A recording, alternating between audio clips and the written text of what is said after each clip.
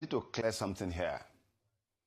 And that is that Nigerians have been wondering that for the past 2 years, I have decided to switch off painfully with respect to anything to do with our country.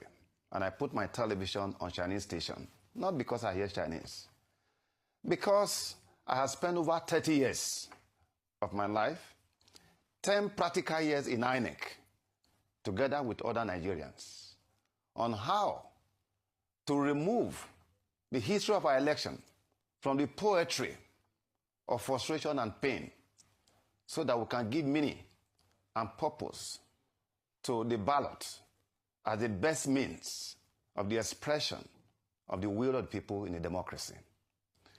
If after a decade of effort in this direction, we are still back to where we are, and given the fact that when I left office in 2022, I was not part of the 2023 elections, but I was part of those who educated Nigerians. That is why people are holding me accountable. On this Arise television, when I left office, the Duke of Delta, Nduka Bagwena, I called him. I called John Momoh, Raymond Dokpesi, the TVC, and I said, I have decided that all the requests for consultancy, I turned everything down, that it's unethical, that having worked in a commission, having been part of those who develop the processes, it would be wrong of me to take any appointment from anybody. On this Arise television, for over 1 year, you never charged me a dime, nor was I paid by INEC or anybody, but for the service of the country. To now find that all that we did are now in vain, that's why I don't regret that I wasted my 10 years in the service of the fatherland, because I would have been a dead man by now. My colleague in Kano was killed, the family wiped out, because we wanted to do the right thing for our country. But today, the value pyramid of Nigeria is upside down. If you are bad, you can do well in our country. So that's the reason why I switched off. But as I noted somewhere, there comes a time, no matter what, we have no other country other than Nigeria. I would have left when I was in the university, but I stayed back because I wanted a country for us, despite being locked up by Abacha. And so, having done all of that, to find out what we are going through is the reason why I switched off. Therefore, your question as to the statement I issued, history is a graveyard for contending opinions. What I put out there is an empirical evidence of how they have suffered. Because the resistance against a credible election in Nigeria has been long-standing.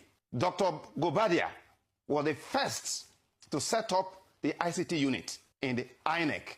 It was a unit in his office and later a full department. At that time, they used the OMIR to try to sanitize the process. From there to Iwu's era, where you have to use DDC, machine capture machine. Iwu set up the VSATs across 774 local governments for transmission of results for the 2007 election.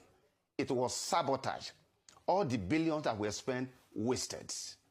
Jega era came in.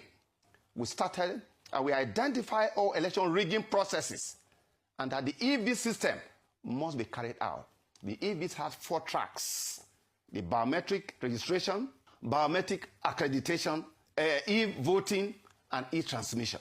But as we were doing that, the members of the National Assembly, under Section 52, they were scared and they prohibited the use of any electronic thing. In fact, they used the word no electronic voting machine. That was the language that was used. But we came in, we saw Section 49, Section 52, Section 68 are the clear election rigging provisions. And for 20 years, we fought to get those provisions removed. Now, having done that, by the time Jega came in, we started with what they call biometric registration, with the first time that was carried out. Then you remember that we were called TVC, temporary voters card. From TVC, we moved to PVC. From PVC, we moved to smart card reader to deal with Section 49, which is the election rigging provision in our laws. All right? We did to deal with that. But what happened? By 2015, of course, the sabotage from within and from out was a major problem. In 2015, by the time we brought the card reader was not a voting machine. Card reader was meant to deal with Section 49 that says that a presiding officer, once you are a voter who's registered in a polling unit, once you come, if he is satisfied, it should be given what he called a ballot to vote. That was where politicians started buying voters' cards, warehousing everything, rigging election. We needed to sanitize it. That was why we brought the idea of the smart card reader.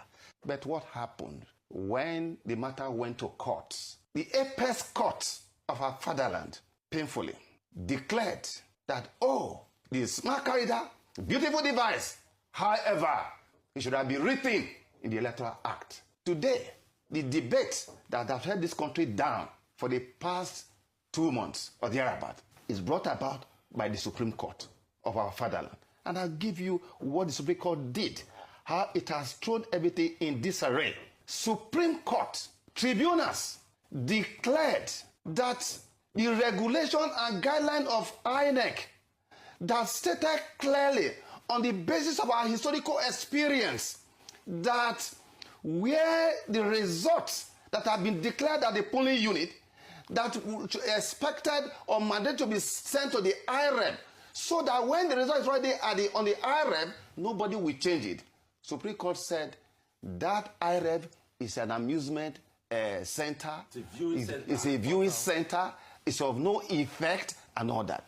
Now, the question now is, what happened to the lineup of authorities, 1979, 1983, and all subsequent judgment of the court, Supreme Court, up to 2015, when the court declared that in any elections, there are 3 principal legal frameworks that govern election, which are the Constitution, the Electoral Act, and indeed regulations and guidelines made pursuant to the powers given both in the Constitution under Section 160 as well as Section 148 to make rules for the conduct of election.